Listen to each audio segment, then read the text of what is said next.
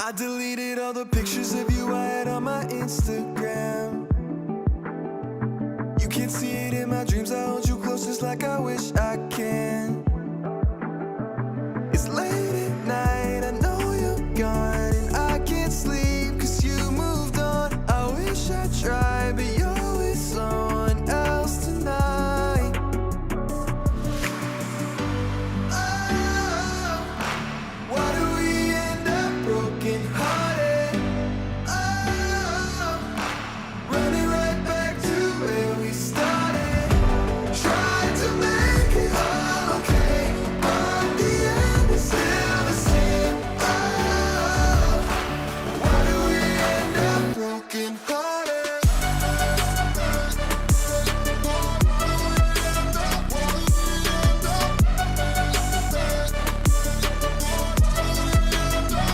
What's that show we watched together? I can just remember you and me.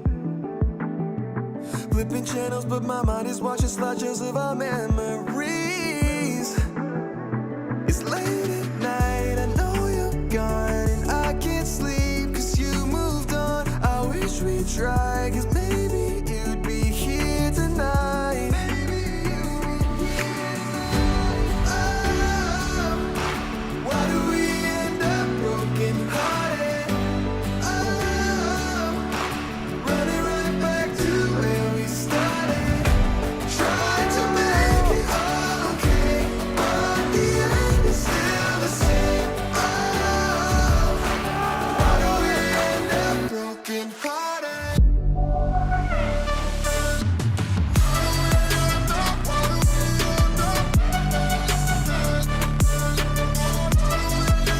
Broken hearted.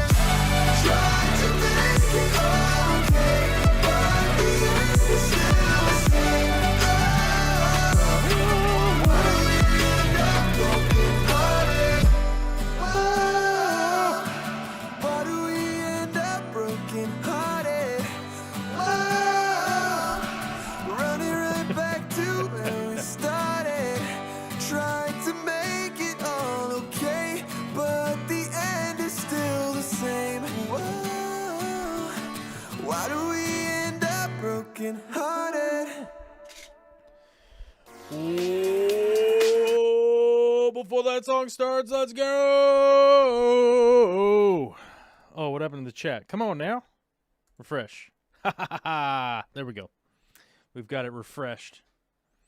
What's up, everybody? How you doing on a lovely Monday? Vicky Toria just came crashing through the door, so watch out. She's got karate moves. What are you doing?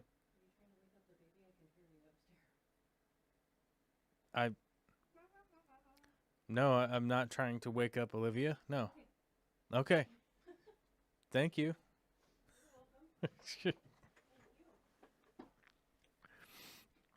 What's up, everybody? It's a lovely, lovely Monday post July 4th. It's post July 4th. It's July 5th, 2021. How you doing? It's good to be here. It's good to be back after the holiday. That was a fun, chill holiday. Did you guys have a fun, chill holiday? I had a fun, chill holiday. I took Olivia and Victoria up to Matt and Jody's house. Jody makes these mandalas that are behind me. That we framed these mandalas. And you guys can get prints of those now. I have no idea where I put the link to that. Now that I bring it up with all my show prep here, I forgot to get the link to post in here. So let me see. Johnny is awesome. Here we go. Oh my God, I can't even find it. Hold on, let's see. Jody is awesome. No, there isn't any great... Okay, I don't know. I don't know where my link went. I had a link to the mandalas back there. So, yeah, I guess the show gets sidetracked twice right out the gate, where I'm like, hey, let me get a link for you. And then I don't have the link. But either way, somebody will have it. at some point in time. Let me, you know what I'm going to do? I'm going to message a show, homie. Let's find him. There he is. Hey, where's the link for Jody's stickers and prints? There we go. Okay. Had to send that off. You know what? I didn't even realize I was going to talk about the art behind me on the wall today, so bear with me. But I do have a lot of show notes here. There are some things we're going to talk about. I wanted to talk about one of the things from the early chat that Chirish was talking about. Just ordered some koi rice fish from Aquahuna. Definitely order from Aquahuna if there's something on there that you want. I don't know anything about them personally or anything like that, but I do know that professionally they do a great job with the fish. They do a great job with the fish. So I can definitely recommend fish from those guys. But the part that I wanted to talk about was the rice fish. I haven't had like eons of experience with rice fish, but I would say that I've had plenty of interaction with them, and I would say definitely a recommended fish. They are pretty hardy. They're great for breeding and everything like that. And I would say that, like, if there was a comparable fish that's very popular around, the scale of difficulty I would put on there with the white cloud mountain minnow. Like, they're very easy to take care of. They're very easy to get breeding and stuff like that in a relatively healthy environment, which just means decent water quality, some plants, some hiding spaces, some decent food. You're likely going to get more and more of them over time if you're doing that. If you're just doing some basic good care, some good animal husbandry, you will end up with more than before, is basically how I would explain that fish. They're pretty prolific in their breeding style. Yeah, I can definitely recommend them. One of the things I wanted to bring up here real quick, Patreon. If you haven't been over to our Patreon page, spin over there and check it out. Our patronizers went up to 173, and I have no idea who it was that re-patronized. So thank you to whoever you are, mystery person, for repairing your patron pledge. It did come up to me over the weekend. Some people were asking me some questions about production with videos and, like, if I'm going to make more produced videos and stuff like that. And I know that I've spoken to this at length on numerous occasions, but I want to give you the quick and easy breakdown. Due to the pandemic, we have a lot less members, we have a lot less patrons, and counting on advertising money has been virtually impossible. It's just like, hey, would you like to make 12 cents an hour working? Is that something that you can do? I don't know about you guys, but that's not something that I can do sustainably. So I am spending time reworking all of my process, all of the stuff that I'm making. I basically want to make stuff that is high enough quality that I will be able to share that with somebody that would be able to either advertise on my channel or want to produce more content. And the tie-in to that would be this abysmal movie that I saw this weekend. And the reason why I would even bring up talking about this movie is because it has put a gigantic thorn in my side that we watched this movie and it basically ruined Vicky and I's date night. I don't know about other humans in the rest of the world, but we have a kid. We both have jobs. We have multiple jobs and obligations and things that we got to do. We're busy all the time, and sometimes we get to have a date night where we get to chill together. The baby is in a bed. Nobody got to get up in the morning. We just get to chill, have some, I don't know what you want to call it. Do you want to call it mommy daddy time? I guess. I don't know, something weird. A pair of adults that have a kid get a chance to just spend a couple hours off in La La Land hanging out, like watching a movie or something. This movie ruined my faith in humanity for about 3 seconds, which is a significant amount of time if you know me, right? But I've been reworking my content so that in hopes that there would be a company like, and I have to check who it was. I think it was Paramount. This was the thing that this is the thing I had looked up and I forgot to put in my notes, because the Tomorrow War is the movie that I am talking about, starring Chris Pratt, J.K. Simmons, Yvonne Strahovski. This movie cost $200 million to make. Okay? And it is one of the worst movies I've ever seen in my entire life. And when I think about it, I think about like somebody might want to advertise or something like that in the content I make.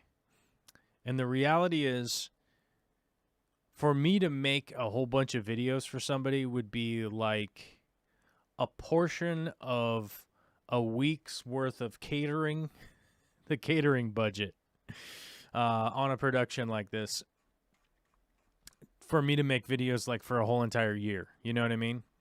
And it upsets me. And who made this movie? Who made this movie? Was made by who made it? Paramount. Yeah, okay. So it was Skydance and Paramount. They ended up selling the film to Amazon as the Amazon release because of the pandemic, right? But so the movie never like went out in the theater, and I will tell you, if this movie went out in the theater, it would have failed so miserably. This would have been worse than Waterworld, right?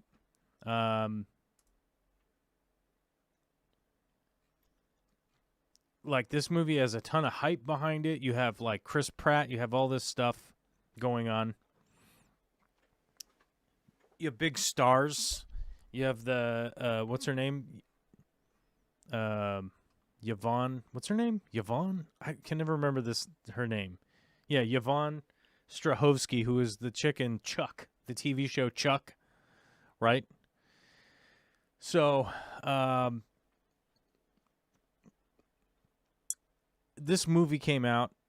It is so awful. It ruined our date night weekend because it's so bad.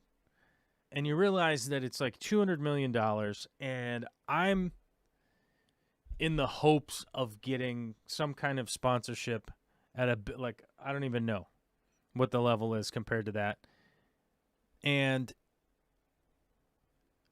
I'm hoping that the people that watch this channel could maybe just make us be an independent thing.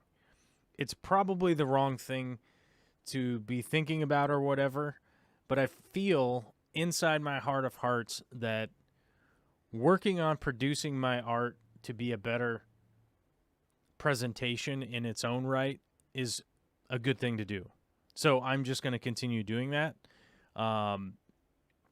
Trying to weave all of the stuff I'm trying to talk about together is Ricefish can't sponsor my channel. Mike Kinza says, your plant videos are insanely good. Your tanks are wonderful eye candy. Thank you. I appreciate that. The unfortunate thing is, Ricefish can't sponsor my channel.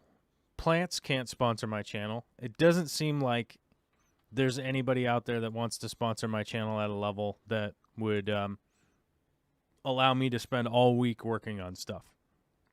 So, it boils down to hopefully you guys will be able to do that at some point in time, or I just have to make content that I am so happy with having made that maybe there's a company out there like Ford Trucks or something that would be like, hey, that's just so interesting.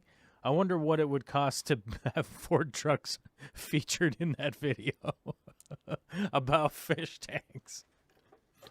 But I will say, I could put together a Ford truck montage with the truck full of fish tanks. You know what I'm saying? Like empty fish tanks, driving them around to places and installing them in people's houses when they're not looking, right? You know, who knows? But that's what's been going on. People have mentioned and sent me some emails and stuff, and I had some. I had like 3 conversations one-on-one with some people over the weekend that, were kind of wondering what's going on. And I realized that, like, I wanted to make sure that when I do the live stream here, it's at the beginning of the live stream. People that watch later will kind of understand what's going on, what's happening, and what the deal is.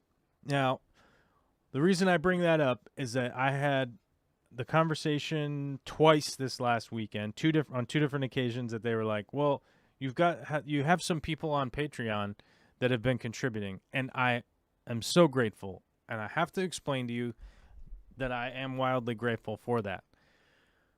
We realistically have never hit any of the goals that we wanted to hit on Patreon, so that I could be like, all right, I'm going to work on this full time, and the other stuff that I do can hit the back burner and do those on the weekend and stuff like that. Whereas right now, I hope to fit things into my like YouTube production on the weekend or in the evenings or when I'm doing other stuff or when it's like, oh, I finished all this stuff. Let me try to get an hour or 2 in on this project, because the downside is that YouTube has never been a place where I have been able to pay all my bills for stuff, right? So I'm hoping that a couple of the other avenues that I may or may not be trying to, produce content for will pan out. I give this skeptical hippo eyes like this, right? The skeptical eyes about whether or not it's going to work, but we'll see. So we'll see what pans out. I don't know. We'll see what goes on. But one of the things I wanted to talk about today, and if you haven't seen this movie, spoiler alert, I want to talk about some of the serious inconsistencies in a movie that cost $200 million to produce and put out there. It is bonkers how bad A Tomorrow War is. And hold on, guys. We have world famous content creator Taylor, aka Simply Beta, in the chat right now. And I know that she's super busy, so I'm going to address her comments. Says, I'm in that boat too. Channel and content comes only after everyday life is taken care of, which sucks for growth and consistency. Agreed 100%. And I fully understand it. She has kids. I got a kid. You're like crazy busy out there. And it's just like a billion things to do every day. And when YouTube is not the main priority because it's not your job, it just becomes like incredibly hard to shoehorn it in to being one of the main things that you spend your time working on. Today I spent a couple hours dealing with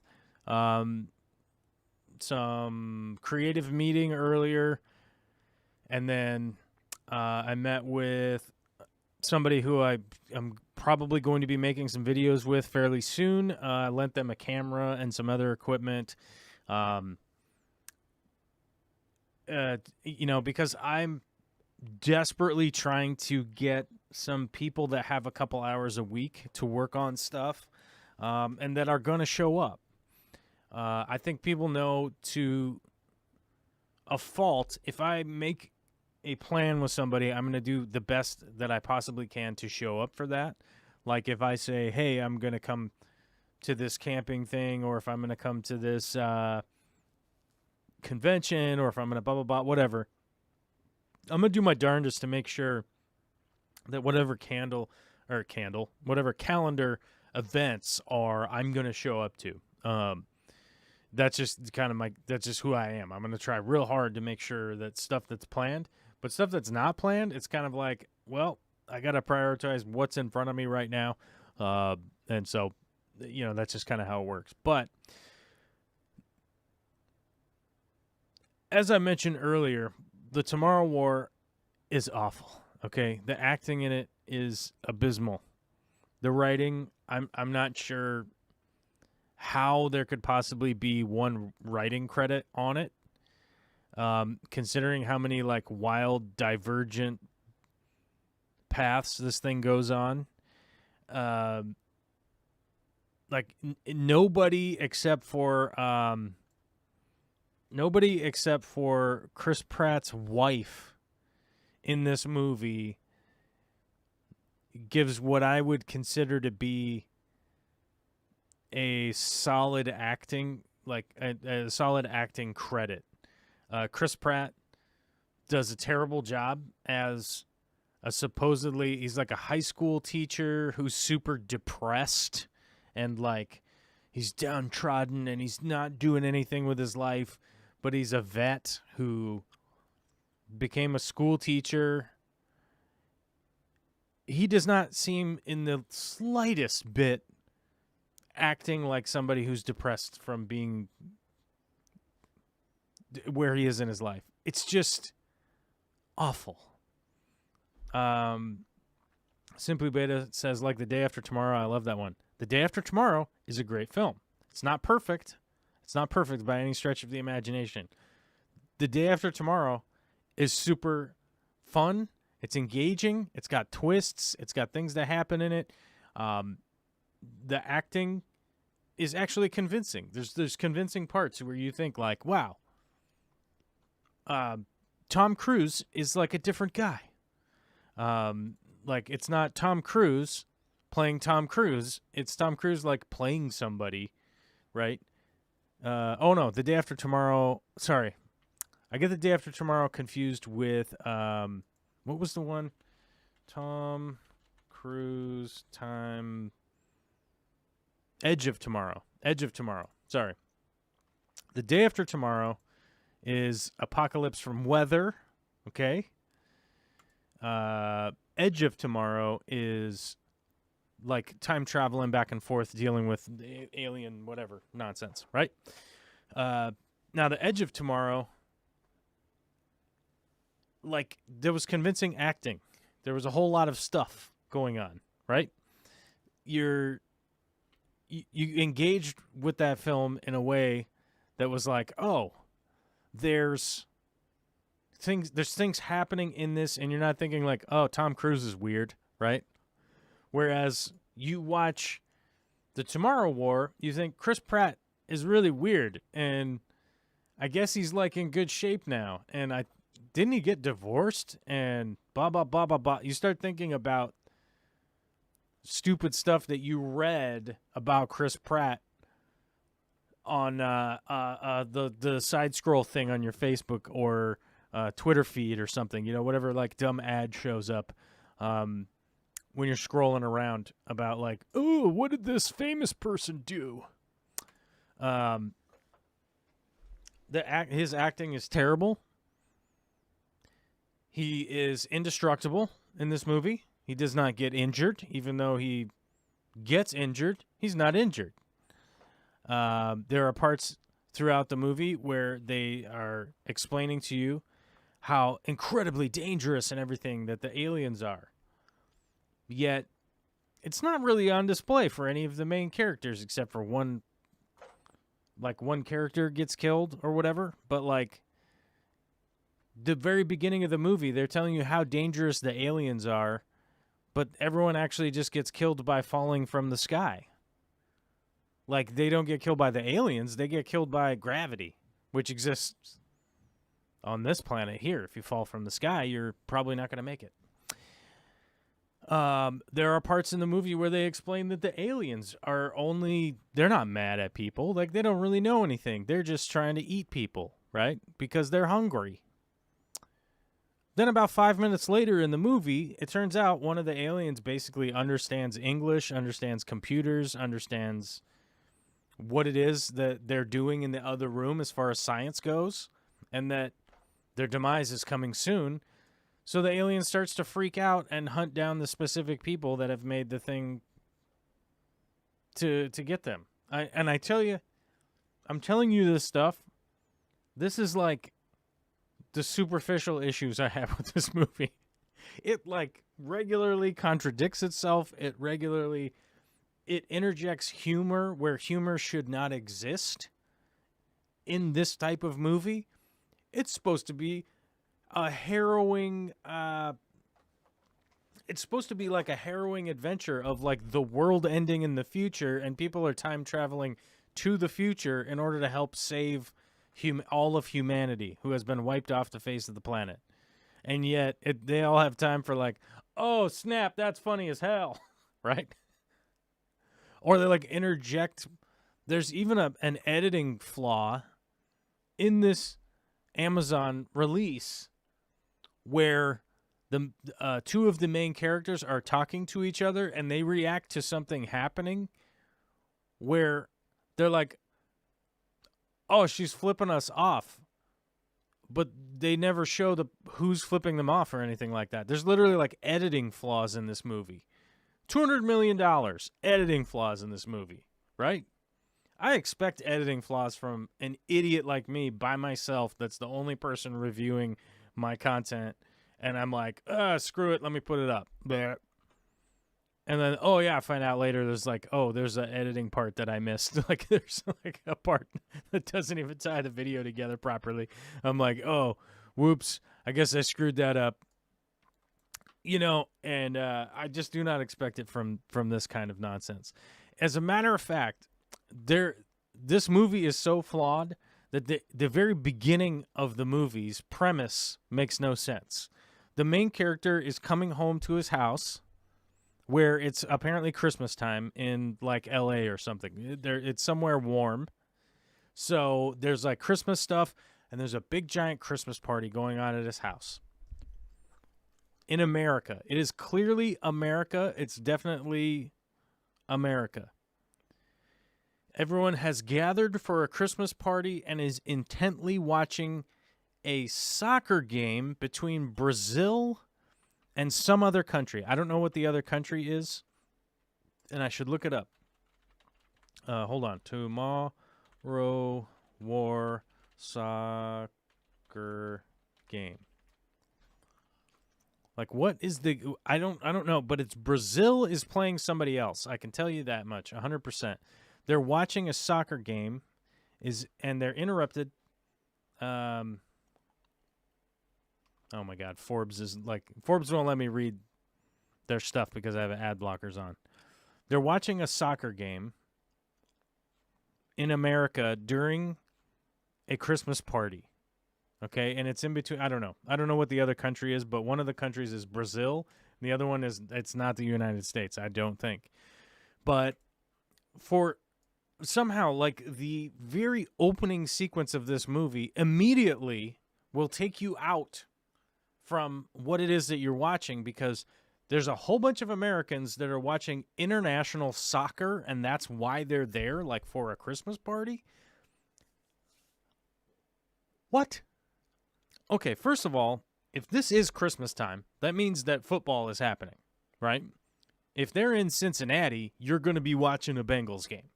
If you're in Washington, Oregon, or Idaho, you're probably going to be watching a Seahawks game or something, right?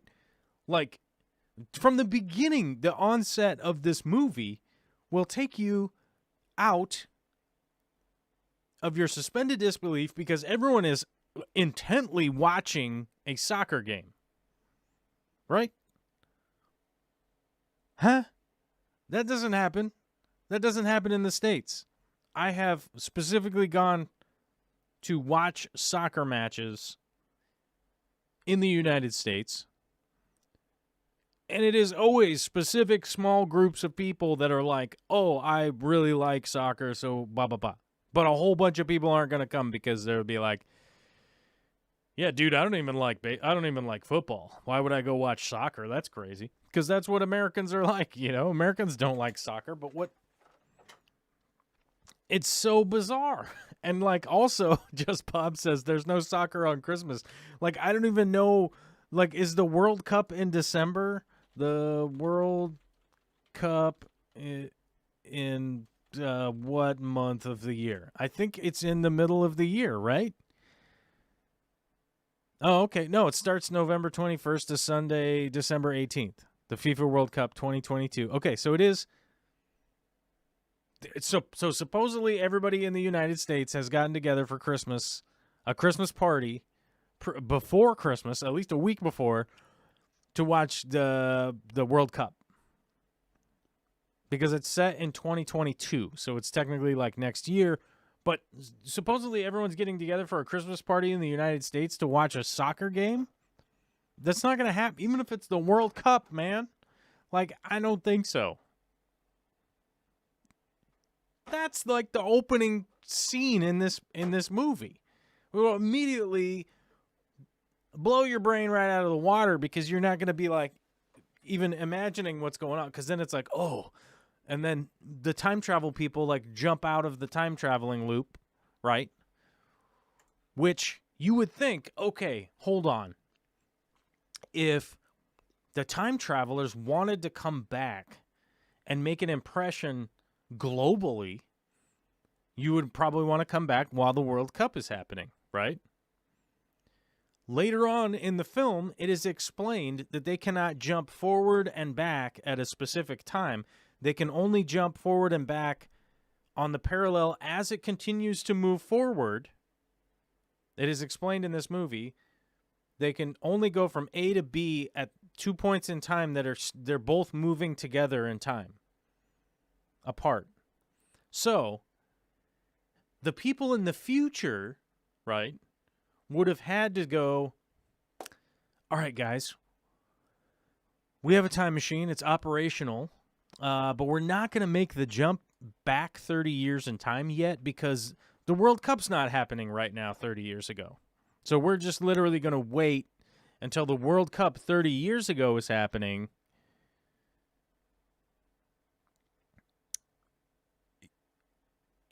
They're just going to wait until the World Cup is happening during this frantic war in the future where everyone's dying. There's like no one left on the planet, but they're going to wait until the World Cup happens so that they could come back at the specific time during the World Cup match where a player is on a breakaway play.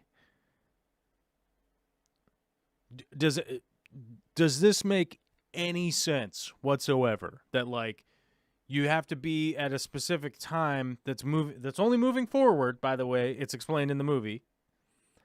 These 2 points in time are moving together in sequence at the same amount of time. So if these guys made their time machine, I don't know, let's say 9 months ahead of schedule, 9 months ahead of the World Cup match happening, they just waited 9 months until it was like, oh, now we can jump back in time and people will believe it. Huh? That's what they did? That's what the future people did?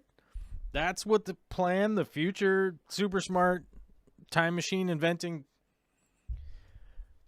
that's the plan that they came up with? Are you kidding me? And did anybody like read this script or read any of this stuff ahead of time to be like, man, this doesn't make any sense, guys? But then when that happened, our main character doesn't even go into war, even though he's a vet and he's supposedly like it was a big part of his life and this and that. He doesn't go. He waits until he gets drafted, right? He gets drafted. He gets conscripted into the army that's going to be thrown into the future to go fight this war. It's been a year that people have been going into this time machine into the future.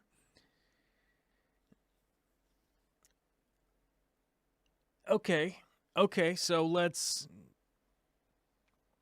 stick with that. He gets told that he's going to die in 6 years, so that's why he's been picked to go into the future. He's like, well, you qualify. Okay, so what's the difference between him dying in 6 years and him dying in 7 years then? Did they just wanted him to have like an extra year in the now time like irrelevant of the fact that he's a vet, he's already been trained, all that kind of stuff. In the movie, they're taking like 60 and 70-year-old retirees and throwing them into the future to go fight a war. Meanwhile, this like able-bodied, maybe 40-year-old guy, but they're like, well, it's because you're gonna die in 6 years. Why would that have any implication to him 12 months previous being picked if they're drafting people, which he is drafted? There's a part in this movie where they've not shown any footage or any kind of information to the people in our time on the timeline about what the aliens are or what is happening in the future, because it would, quote, be too scary and they wouldn't have anybody show up to go fight the war in the future. But these people have all been drafted forcibly into this future army and sent in the time machine forward. They're not even counting on volunteers, so I don't know why they wouldn't have shared any information. Plus, they're only 30 years into the future, okay? The people living now are not less intelligent or capable than the people living 30 years from now.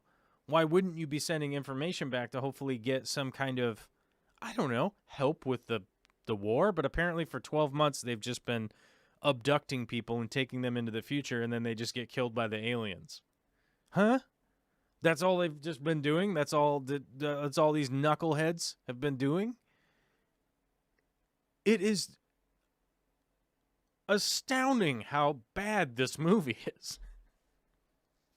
They get told like how dangerous the aliens are, but in the time machine, they get warped into the future. They're way up in the air. Almost everyone from his group dies because they just fall from the sky.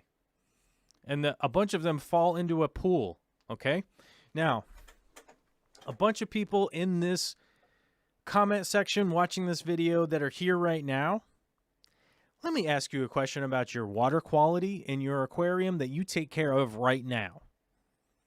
If you were fighting a war in the future, where in this movie they're saying there's only 500,000 people left on the planet. So they've gone from like 8 billion people down to 500,000 people, less than the population of, I don't know, pick a city you've heard of.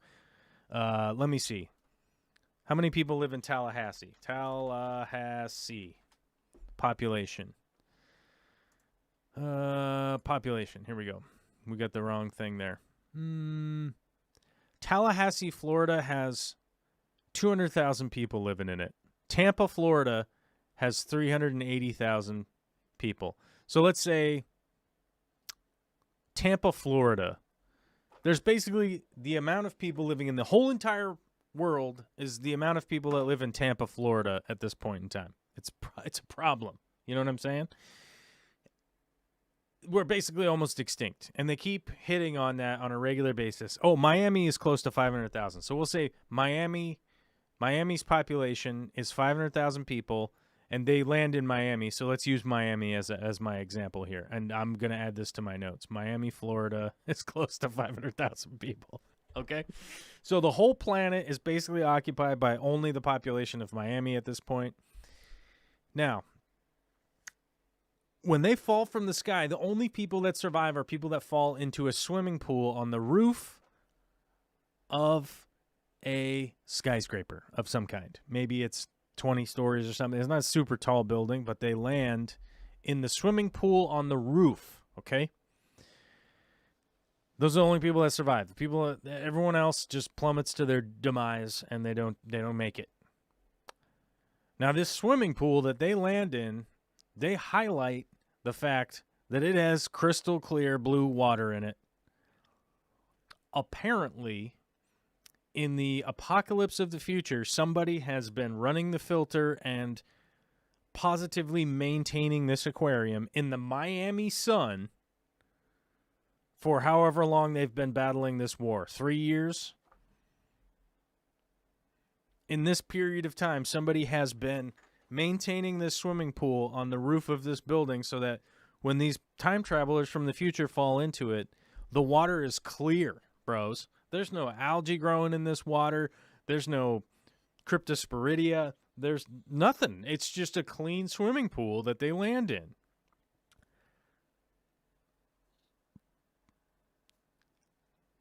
There's legitimately, if you go to the apocalypse and there's a clean swimming pool, run as far away as you possibly can, because there's a clear sign of something going on other than the apocalypse. There's something else going on. Like, it's an intentional apocalypse. People are trying to get you, and they have been cleaning a swimming pool to lure you in and probably eat your brains. They're probably brain-eating crazy people. What's up, babe? Terminus? That's right. You got to watch out for Terminus. They still have walls and things. It turns out they're cannibals. What's up, babe? Vicky is here, everyone. She's here to hear me rant and lose my mind into the microphone. I just wanted to come down. Everyone says I'm talking about this acid trip I had this one time. It's literally, this movie ruined our date night. We had a Saturday date night. We got to watch a movie, and it literally just... Vicky liked it, though. Vicky liked it. But it ruined my brain. We had a date night where we got to watch a blockbuster movie, and I, the whole time, was like, the F is going on here, dudes. What's going on? Do you want... There's Vicky. She's riding behind Olivia. You're not on the microphone. What are you trying to say? No, I don't want to eat the microphone. Well, there's not a lot of movies that you really like. There's a lot of movies I like. Edge of Tomorrow. Day After Tomorrow. Movies with tomorrow in the name, I like. Except for Tomorrow Wars. The Tomorrow War literally happened on Saturday. So, yes, I like movies with tomorrow in the title. It's like a handful of movies that he likes. What? Like a handful. Star Wars 1, 2, and 3. Star Wars. Blade are Runners. the only movies. Blade Runner. Yeah. The first and second one. I like Blade Runner. I like Aliens. Starship Troopers. Starship Troopers. All of the Star Treks. Even the one with the whale. Oh, that's old school. Yeah, I'm just saying. There's tons of movies I like. The Trouble with Tribbles. Yes. The Trouble with Tribbles is great. Interesting. Well, I was just coming down to tell you that I'm going to run a couple of quick errands while Olivia's napping. I have an Amazon return, and I have a buy nothing pickup. Get out of here. All right, guys. Vicky Toria has got to go. Hey, you get out of here. Okay. Window trim is painted. I'll do the floor trim tomorrow during Okay. Oh, bye-bye now. I don't like... Apparently, Vicky thinks I don't like any movies. I like lots of movies. Demolition Man? Demolition Man had a bunch of good stuff in it. Demolition Man had a bunch of wacky good parts in it. It was a wacky, fun romp, right? Reign of Fire was awesome. I mean, you're talking about Reign of Fire is dragons and... What's that guy? Matthew McConaughey as a dragon fighting maniac pirate man from the future.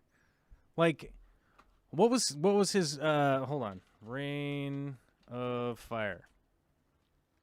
But then you turn out that like you don't want to actually kill the dragons because the dragons was the thing. What was it? Let's look at this. Okay, so a brood of fire-breathing dragons. This didn't get good reviews. Where does it go here? In present-day London, 12-year-old Quinn Abercrombie witnesses the awakening of a hibernating dragon from a centuries-long slumber, and the result of a construction dig supervised by his mother in an incident for which Quinn feels partially responsible. 20 years later, the adult Quinn, played by Christian Bale, is the fire chief of a refortified castle community responsible for dousing the blazes lit by the dragon's prodigious number of flame-spewing offspring.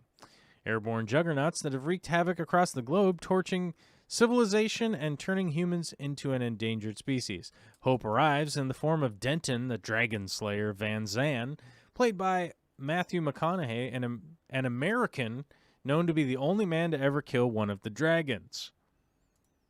and Alex Isabella Skorupko, a scientist pilot whose name, member of Van Zan's army, a zealous fighting force that includes a secret weapon. What? Hello? Oh, Vicky's being weird outside now. Fighting force that includes a secret weapon, the Archangels, paratroopers using themselves as bait to attract and then dispatch of the deadly beast.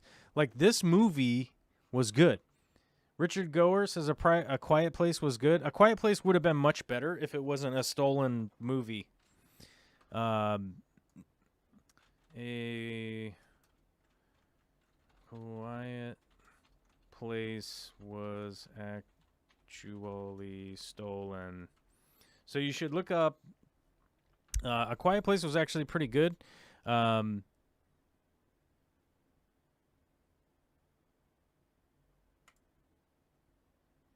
Yeah, so it's called The Silence. Is being called a ripoff of A Quiet Place by Netflix viewers. But a silence is being no secret that Netflix viewers love a good horror film. But from Hush to Bird Box, the video streaming service has blessed us with some of the ba-ba-ba-ba-ba. However, viewers are accusing it of copying A Quiet Place. Here's why the silence probably didn't copy A Quiet Place. The concept of the silence is not too dissimilar from A Quiet Place. In the film, prehistoric species of bat known as vesps are found in a cave. But the silence was actually made, I think, before A Quiet Place. Yeah, A Quiet Place was initially written in January 2016, and filming took place between May and November 2017. Production of The Silence then began in September of 2017, but given the source material, it's obvious that the concept wasn't stolen. A Quiet Place just came out first. So that's the weird thing, is that, like, I think A Quiet Place would be better if it wasn't under this, like, weird situation where, like, The Silence was based on a 2015 novel of the same name and was released before A Quiet Place, right? And The Silence was being made into a movie, and then A Quiet Place was made where what's his name? Jim from so it's like Emily Blunt. What is it? It's Emily Blunt and but Jim from John Krasinski, right? And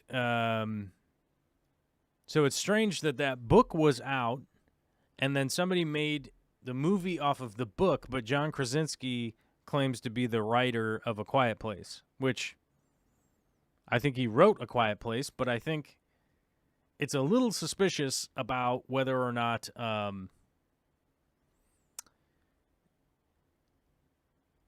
where the story actually came from,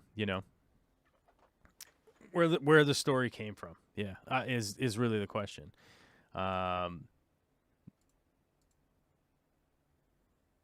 So Richard Gore says, it didn't know it was a remake. Well, I don't think it's necessarily a remake. I think what happened, and what I've read about, and I would have to, like, remind myself on what was going on, was that, so John Krasinski says he's the writer of A Quiet Place, which he probably was. But I'm not sure if it was because they read the book called The Silence, right? And then decided to make a movie about it and tried to get the movie out before the Silence movie came out.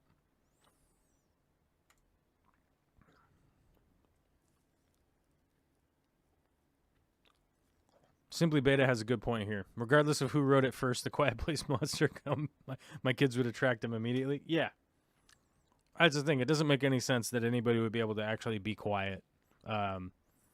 And there's a bunch of issues with that movie where they're not actually being quiet, and it doesn't draw on the bad guys. But yeah, I don't know. It's just it's a really weird premise that you would have to, like, be silent. And so the protagonist is essentially, like, I saw the first one, and it sets it up so that somebody that's deaf ends up being, like, the main protagonist because, well, they do sign language. Like, sign language is silent. Like, you don't have to make noise to do sign. I don't want to make fun of people my total lack of understanding of sign language. But you don't necessarily make noise when you do sign language, right? Although there is like hand clapping and brushing noises and all sorts of stuff when you do sign language. And also, I've not known the few deaf people that I've known in my life, I've not known them to actually be quiet in their own right, because things that things that people do with sound, like with hearing, like we don't just like bonk into stuff or slam doors or stuff like that because we hear the sound from it. Whereas like the few people that I've known that were deaf would have like the TV sound would be on up at like 50 or something, and they wouldn't even know that it was like super loud because they can't hear it. They would probably feel the vibration of it if it got insanely loud or whatever, but you know, it's very weird. But yeah, Rain of Fire, I give that a legitimate watch. That's a legitimate watch. You're not wasting your time. It's weird. It's just like a wild ride. It's got dragons in it, dude. All good. All good, baby. I would give Rain of Fire, yes. I would give The Day After Tomorrow, yes. I would give... What was the other Tomorrow movie? I can't remember the name of it now. Edge of Tomorrow with Emily Blunt in it. Emily Blunt's in that. Go watch that one. Quiet Place? I don't know. There's like a whole... I don't know.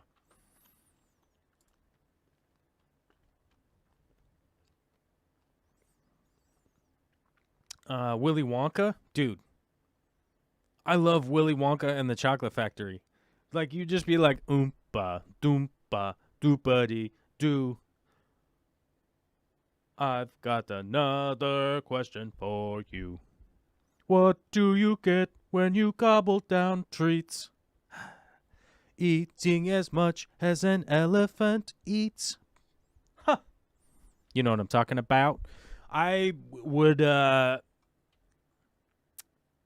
not pass at the opportunity to be Willy Wonka in a Willy Wonka's factory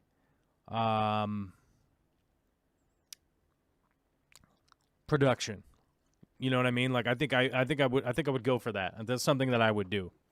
If somebody was like, "Hey, we need you to be the Willy the Wonka." I mean, regardless of the slavery accusations, right? Because, you know, you do have to deal with that element if you are Willy the Wonka, right? You're going to have to deal with that issue. You're going to have to deal with that issue, that problem, that you're going to have to, you know, you're going to have to basically give a little bit more background on what the Oompa Loompa contract looks like. You know what I mean? I would say, you know, other than that, I think I'd be pretty good.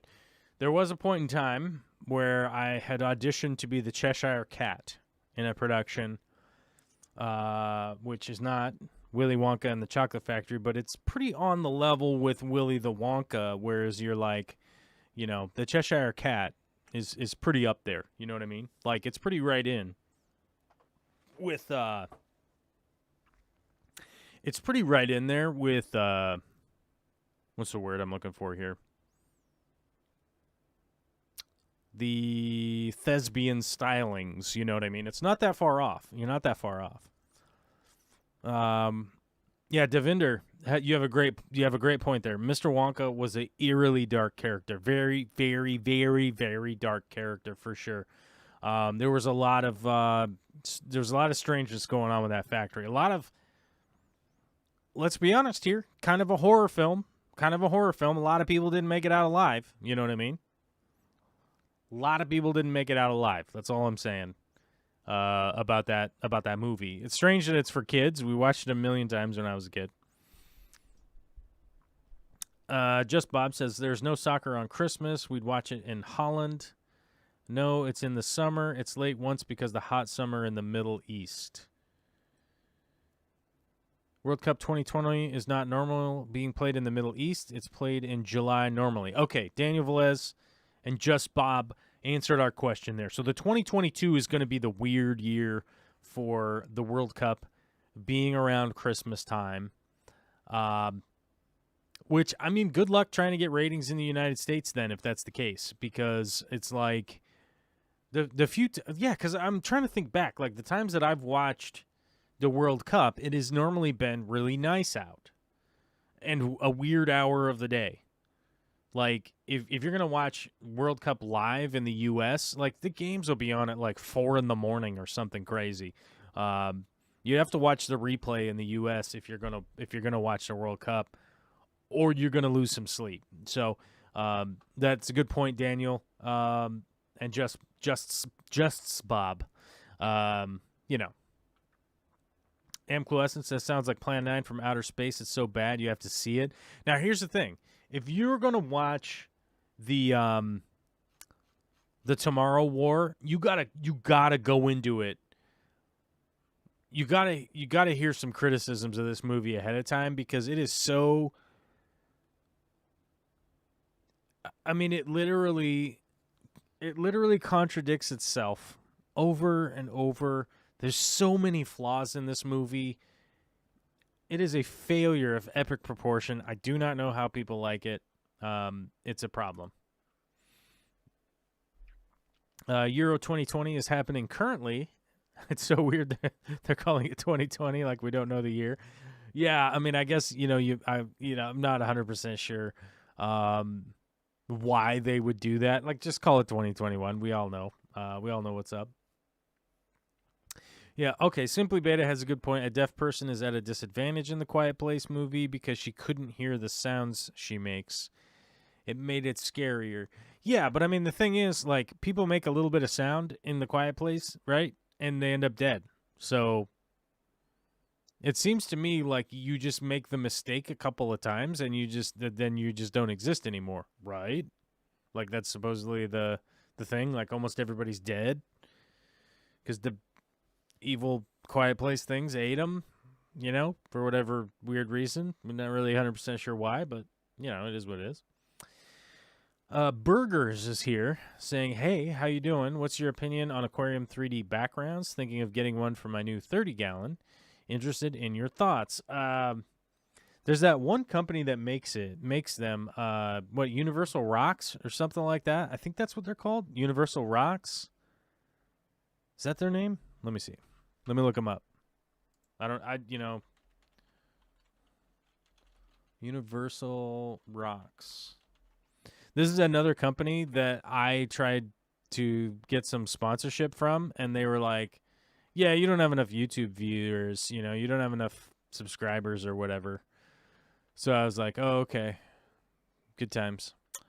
They have a cavern wall background that's apparently 29 cents. They have a Whiskey Falls complete kit that's $3,500. They have a deep water background that's $300. They have a rock cooler that's $100. Don't ask me. The pricing on this website makes 0 sense to me. I'm literally looking at it right now. This one says it's 29 cents. This one says it's $1,000. This one says it's $29,000. I don't know what the hell is going on with this website. But I do know superficially that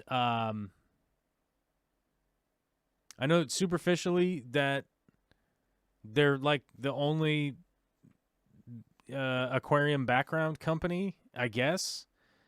Chirish says, yeah, I saw old videos of Corey bashing them. I know Corey orders from them, and I even saw on like a one of his videos like 2 weeks ago, he didn't have anything really nice to say about them, but he uses them and puts them in his aquariums. I don't have any of them.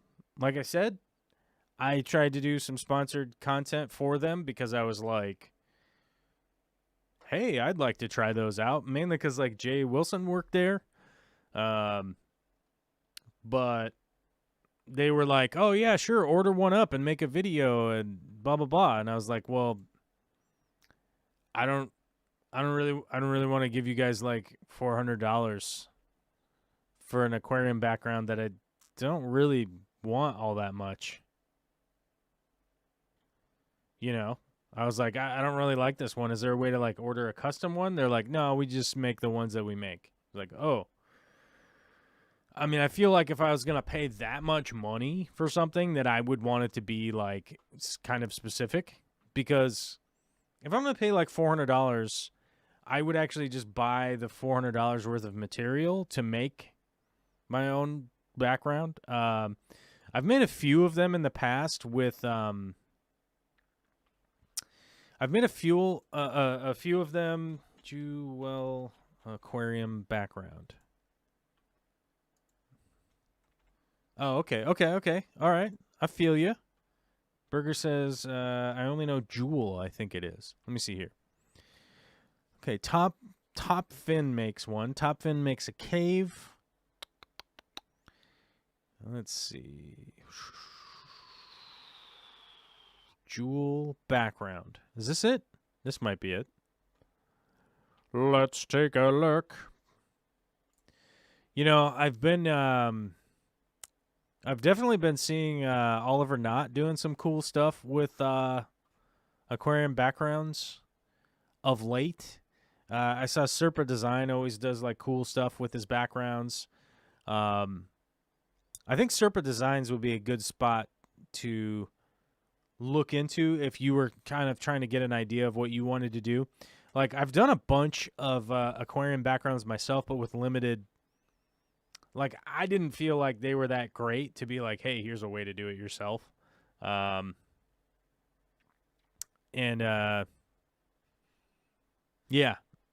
But it seems that, like, Jewel makes some aquarium backgrounds. They won't let me look at their website because I have an ad blocker on.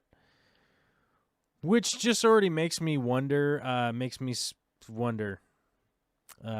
makes me immediately suspicious of a company if they're like, oh, you have an ad blocker on. I don't think you should come to our website. It's like, well, why not? Like, how much information are you trying to get from my web browser right now? Huh? Right? It's weird.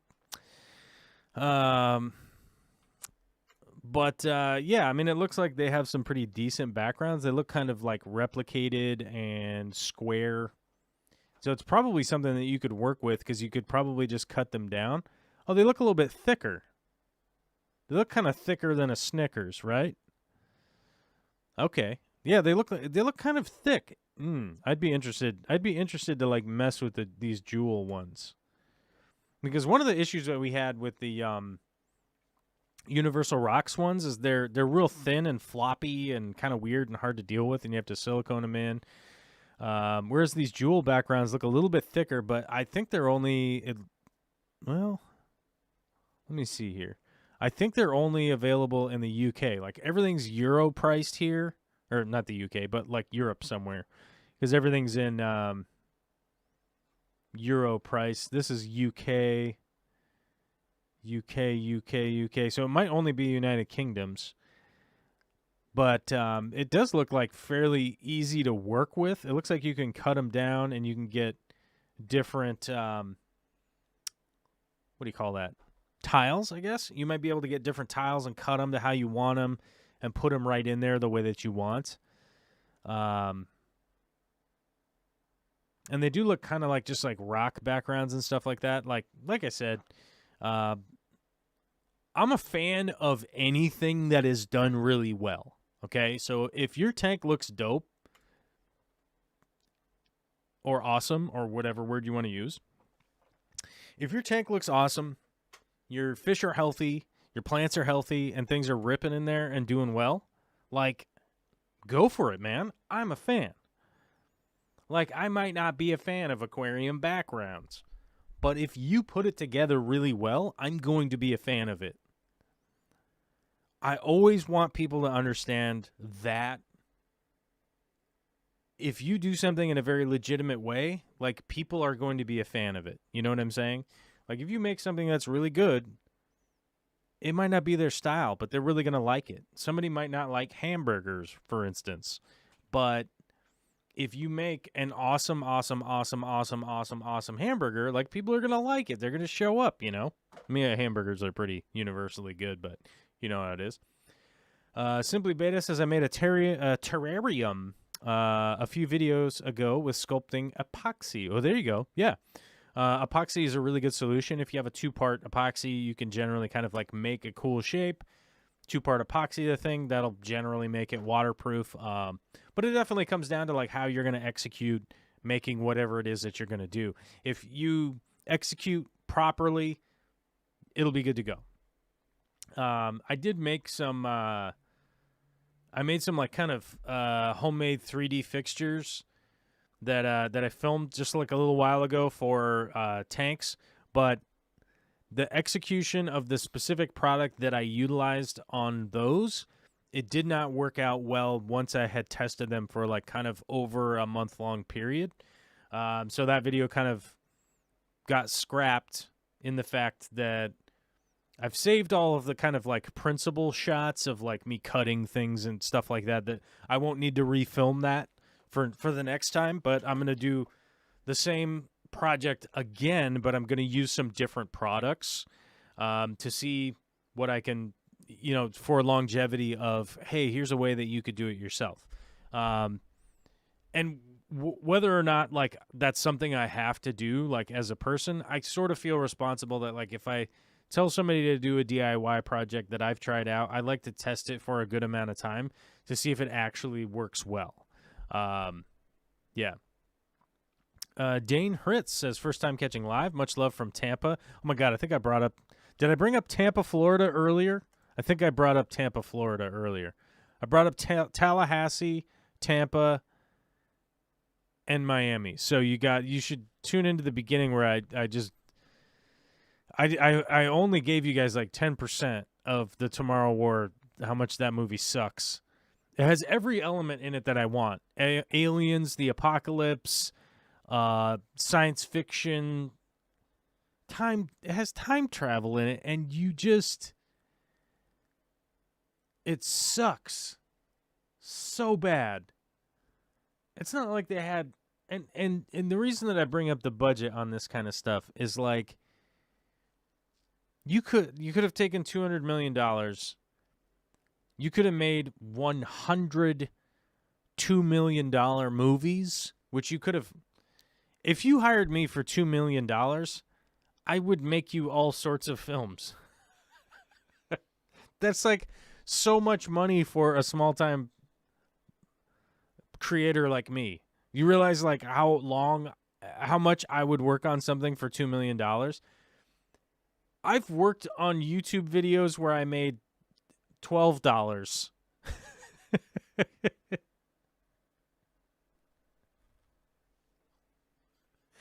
What, I could have, it makes me just ramble off and make noises instead of words. I'm very sorry. It's just incredibly frustrating.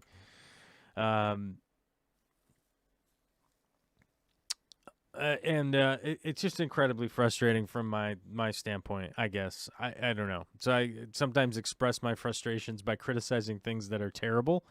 But if you want my recommendation on something that is majestically awesome, go to Disney and watch the new Loki show. There's nothing wrong with that show. I want to find something wrong with that show. The cinematography is awesome. The acting is awesome. The sound design, the set design, the special effects, the writing, it's bonkers. Like, it is amazing. Like, go watch that. There's 3 episodes out so far. I think the next one comes out on Wednesday. I can't wait for it to come out. And I don't think that they spent $200 million. And it has Owen Wilson in it, who is a national treasure. Owen Wilson is a national treasure. I will say it here. I love that guy. He always plays Owen Wilson. Yeah, it's I love it. Go watch that show. Don't watch the stupid movie with the Chris Pratt in it. It's not good. Yeah.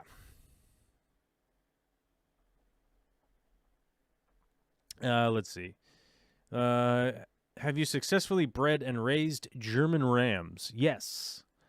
Yes, I have. I ended up getting rid of most of the rams that I had. I used to do blue rams very, I don't know, I wouldn't say prolifically.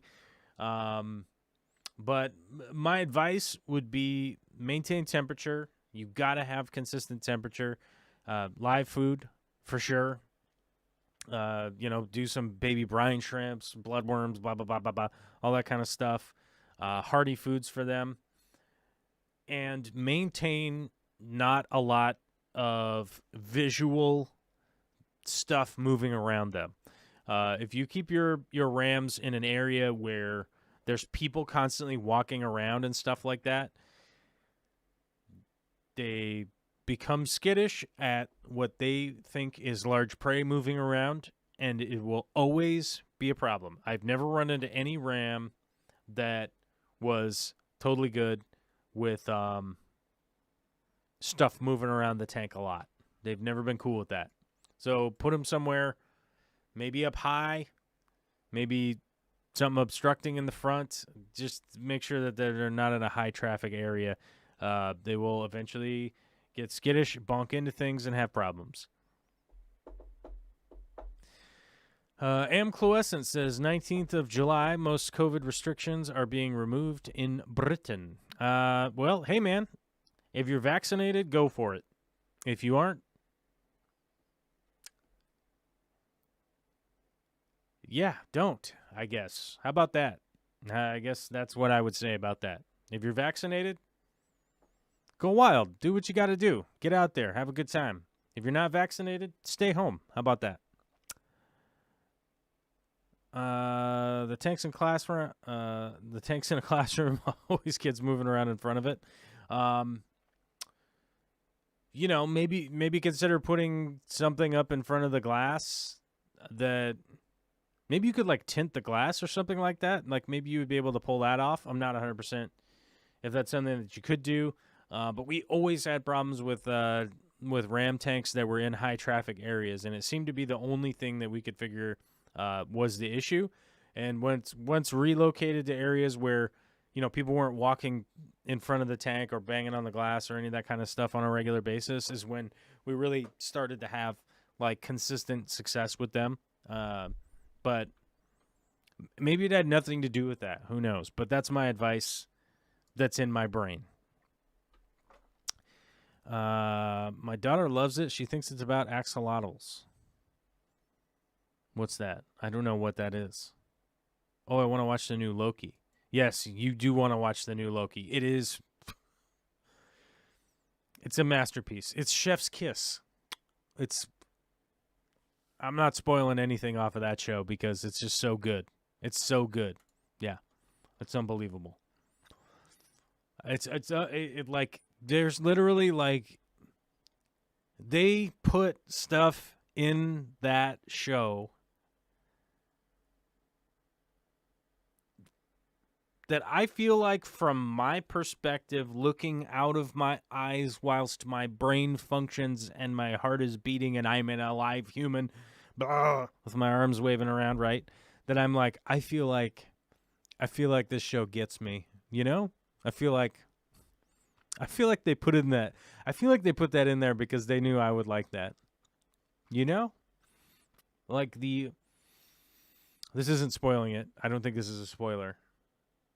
I don't think it is, but there's a bunch of little shorts inside of the show that are like 50s and 60s, like instructional videos and stuff that just are amazing. It's hard to explain. It's just the aesthetic of that show just kicks ass. It's so good. So good. And the whole time you're like, what? What? It's wild.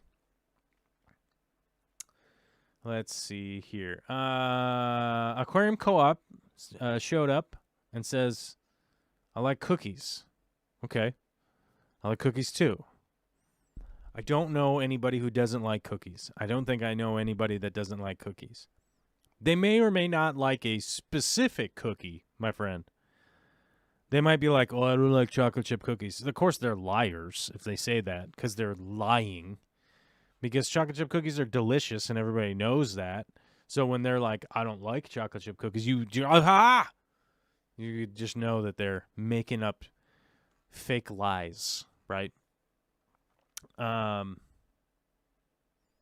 yeah, you know, maybe somebody's more into an Oreo. I know some Oreo fanatics. Maybe somebody's into, what are those fancy macaroons? What are those fancy French cookies called? Hold on, fancy French cookie. Are they macaroons? Is that what they're called? Yeah, they're macaroons. I thought we were gonna come up with something that I was like, oh damn, that's not what they're called. But yeah, they're called macaroons. I will say this. I feel like my teeth are going to fall out when I eat macaroons. I feel like I'm immediately getting cavities and diabetes. Like it says here on my... Right here on my microphone. Listen out there, if you're going to be eating a whole lot of macaroons, you might end up with diabetes. Wolford Brimley's going to come to your house if you eat too many macaroons. You know what I'm saying? But yeah, I typically feel like my teeth are going to fall out. Oh, my God. Have you guys tried those Lou cookies, the LU, with the dark chocolate? Le Petit Écolier? Écolier? How do you say that? I don't know. With the dark chocolate. Oh, with the dark chocolate? Oh, man. Okay, I'm going to have some cookies at some point. Great. Corey, you've ruined my day. Now I have to go enjoy cookies with my mouth. Okay. Big D Smokes just lurking, pulled into my driveway. Cool acid trip. Hey, Nick. Nick's Fish Room's here. What's up, buddy? Good to see you. Let's see. Farmer has a video with an interesting shop in Europe where every tank has a background. That does sound interesting. George Farmer makes generally interesting videos. I like them. And I like George. He's a nice guy. I like French fancies, but those are cakes. Cakes. Yeah, true. We have a French bakery run by some Vietnamese a Vietnamese family, and it is top notch near me. It's probably like 3 miles away from me. Drive over there. I could get a French cake made today, like a real deal French style bakery. They have all the goods. They have all the goods there. Got a notification email. We don't need that. Check my other email. That's closed. That's fine. This other email, there's no emails today. Okay. Oh, I guess what I should do is tell you guys to buy stuff on Amazon through my Amazon link, I guess. Hey, guys, I'm an Amazon influencer, and if you buy stuff through my Amazon URL, you can go in there and you can find some products that I put in there that I buy and I use. You can check it out. Doesn't change your price, but it gives me the advertising kickback. So if you want to support the channel, you could do it that way. Or you could become a patron, or you could become a member on YouTube. YouTube membership is way down, and so is patronage. So I talk about it because we'd like it to not be way down, but it is what it is. So what are you going to do? But maybe you guys don't want to do that, and you just want to buy crap off of Amazon, which seems to be the case.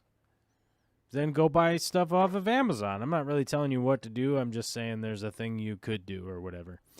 Japanese wobbly cake. That is a good point. That is a good point. We should get some Japanese wobbly cake. Is that...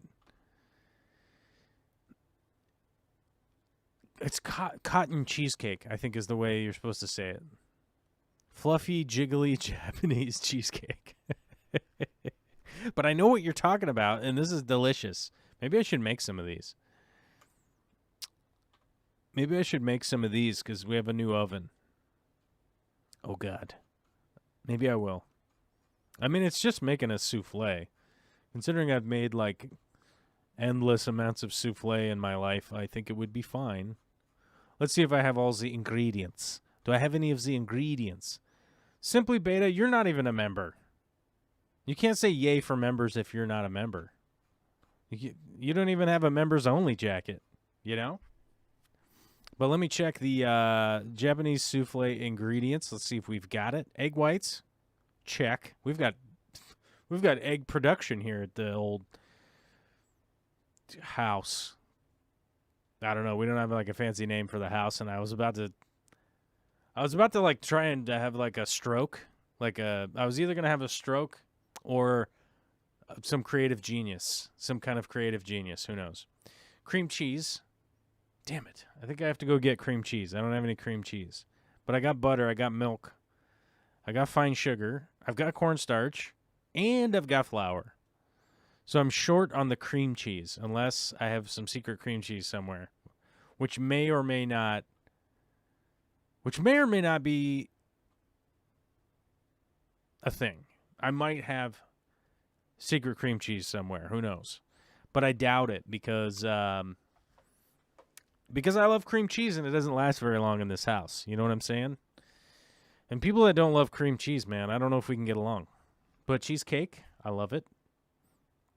I will tell you just a slight thing, on a slight personal note here. I forgot that Vicky's favorite cake was cheesecake. Probably because my brain doesn't work very well. I had forgotten, but I had contacted her best friend previous to her birthday because my mom was asking me what her favorite cake was. I couldn't remember. Brain fart of the century. And then I even contacted her best friend, and she had the exact same brain fart. So between myself, Vicky's best friend, and my mother, none of us could remember what her favorite cake was. I literally just had to, like a doofus, I had to walk up to Vicky and be like, what's your favorite cake? And she was like, cheesecake. And I was like, I'm a moron. That's true. And so we got her cheesecake for her birthday because, I just legit had to ask her. Simply Beta says, yay for members who are actually members. It's a good point. That's a good point. Truth. Yay for members that are actually members. I love your rants, Joel. In between water changes, I keep the swimming changes to keep the swimming pool pristine. Well, thank you, Myrek. That's good because in case the apocalypse comes, we need that swimming pool perfectly pristine in case we fall from an insane height and somehow just be not injured. By the way, we'll be able to fall into the pool and survive once we time travel, warp from the past to the future. But you wouldn't. But the problem is that you wouldn't have been there to maintain the pool in the 30 years from now in the future. Yeah, I don't know. How does this time travel in this movie work? It doesn't make a lot of sense, but hey, there it is. Nick's Fish Room says, a way not into movies, but I'll hang here and take one for the team. Well, hey man, I don't want you to make you feel like you're putting yourself out and having to take one for the team, dude.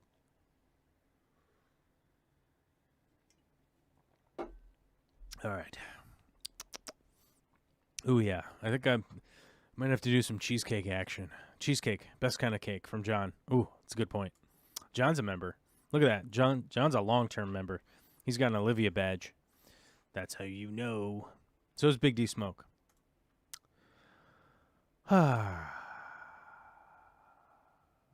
Let's see. Big D Smoke is into movies, just not these. What movies does Dennis watch? Dennis has all of the time. Not all of the time, but he has a significant amount of time in which he could watch some movies. What movies is he watching? Because I feel like every time I watch about a movie, or every time I talk about a movie, Dennis is like, nah, I don't watch, that's not good. I don't watch that. That's not something. I need like an example of like what Dennis thinks is a good movie. That's what I think we need in order to get our brain figured out. Devinder Singh says you have to brand it with a hot tool. Oh, yeah. I mean, you just use a basic torch. You know what I mean? You're basically going in with a torch. It's just kind of the easy thing to do. Or, your, oven. Let me check my souffle temperature. I can't even remember souffle temperatures. I have to look at. I have like a lot of old recipe books that I look through that I wrote down many, many moons ago.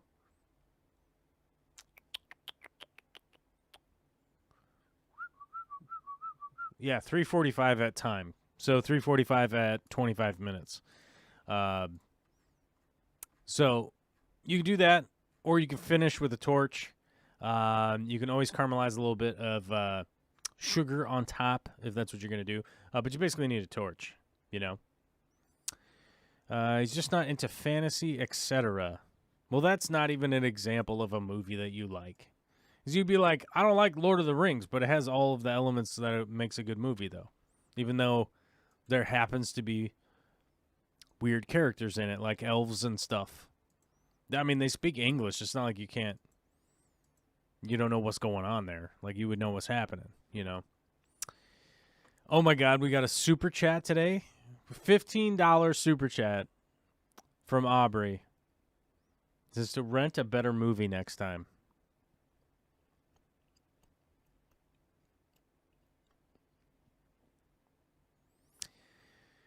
True.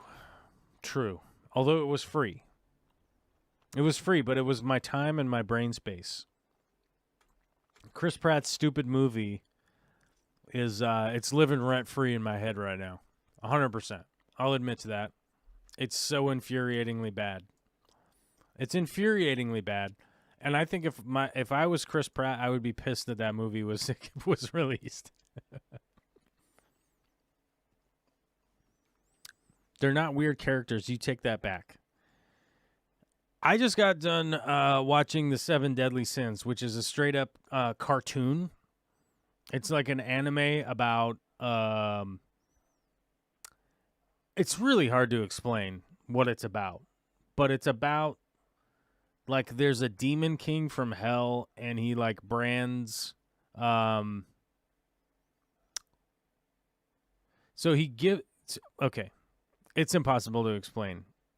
I don't know how to explain it with my words mouth without, like, thinking about it ahead of time.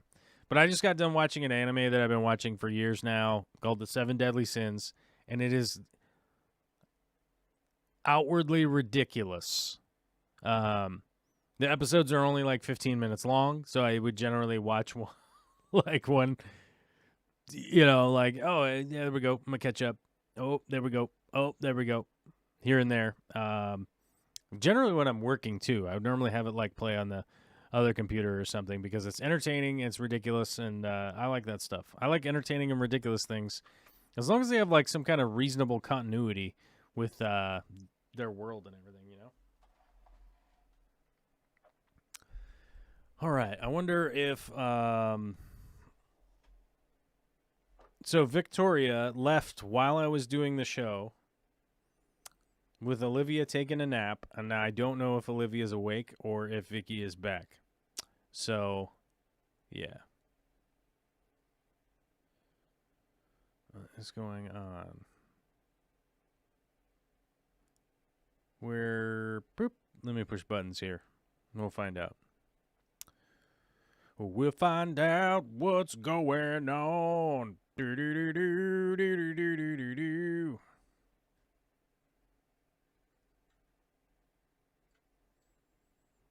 Yeah, there you go. Simply Beta loves the giant girl from Seven Deadly Sins. Perfect example. But yeah, like, that's the thing. Like, I like all sorts of ridiculous stuff because it's cool. I also like sports movies. I like whatever, man, as long as it's good. I don't care.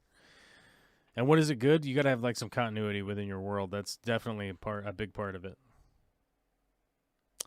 Perhaps one of those people who only like black and white French dramas from 1972. True. Diane. Yeah, I think her name is Diane. That's true. She falls in love with the fairy prince, whose wings have not grown in. Spoiler alert. In the final season, his wings sort of grow in. Spoiler alert. getting text messages from people. I don't hear a lot of noise upstairs, but I did hear the dog barking, and it's been an hour and a half, and so that's going to be it for today. Thank you for Aubrey for super chatting today, and thank you for all of the existing members. Nobody became a member, and nobody became a patron today, so no thanks to the imaginary non-existent people, but let me pick somebody off of Patreon to thank. Let me see my patrons. Push the button. Let's try clicking on this button and see who comes up at the top. Chirish. Chirish is right at the top of the list. Thank you very much, Chirish, for becoming an annual member. Very smart. Very, very smart. Very much appreciate it. Let me scroll down here and find one other person. Kathy Gesh. Thank you very much, Kathy Gesh and Dave's Aquariums for being members on Patreon. There we go. I'll say thanks to somebody. Appreciate you. Talk to you later. Buttons. Musics. Ooh. Ooh. Woo, woo, woo, woo, woo. Woo, woo, woo, woo, woo, woo.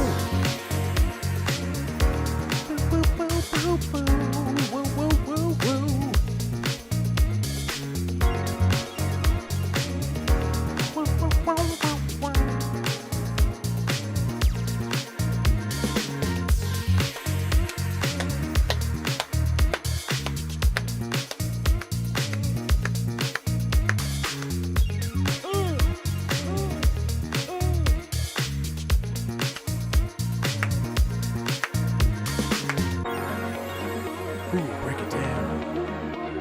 Yeah.